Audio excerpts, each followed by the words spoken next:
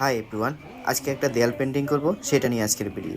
প্রথমে আমি পেন্সিল দিয়ে একটা লাইন ড্রয়িং করে নিচ্ছি যাতে আমার আঁকতে সুবিধা হয়। এরপর লাইন ড্রয়িং শেষ করে রং তুলি নিয়ে আঁকি শুরু করে ফেলি। এরপর আর কি আঁকতেই থাকি এক পর্যায়ে আঁকি শেষ হয়ে যায়। আমি ভয়েস দিতে বসলেই কী কথা বলবো সেটা খুঁজে পাই না, তাই আমার ভিডিও আপলোড দেওয়া হয় না। তো আপনারা যদি আমার ভিডিও দেখতে চান তাহলে বেশি বেশি কমেন্ট করবেন, আর আমি কীভাবে কী কথা বলতে পারি এটা অবশ্যই জানাবেন। অবশ্য না জানালেও নাই, আমি জানি কেউ জানাবেন। অ্যাক্রিলিক কালার, আর এই কালারগুলো আপনারা যে কোনো স্টেশনারি শপে পেয়ে যাবেন। অনেকেই এই পেন্টিং করানোর জন্য কমেন্ট করেছিলেন, তো যারা যারা পেন্টিং করাতে চান তারা অবশ্যই ফেসবুক পেজ আর্টস অফ ইমেলে যোগাযোগ করতে হবে। এছাড়াও আপনারা যে কোনো তথ্য পেতে ফেসবুক পেজে নক করলেই হবে। আজকে দেয়াল পেন্টিংয়ে আমাকে সাহায্য করেছিল আশরাফুল থাকাতে আমি একদিনেই এই কাজটা সম্পূর্ণ করতে পারি।